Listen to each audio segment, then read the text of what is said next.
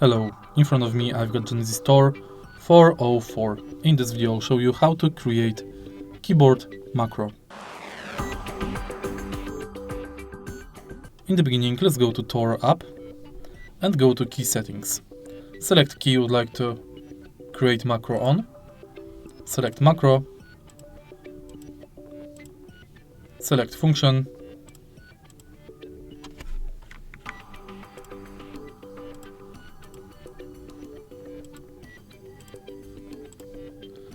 Before, create new macro.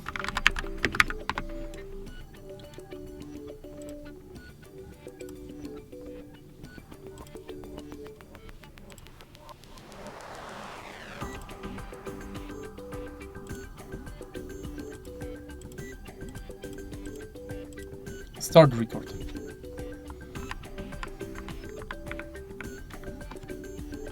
Stop record. Apply.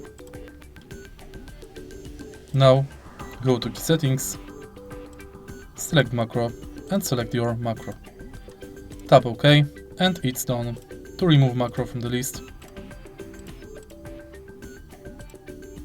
you have to remove the macro.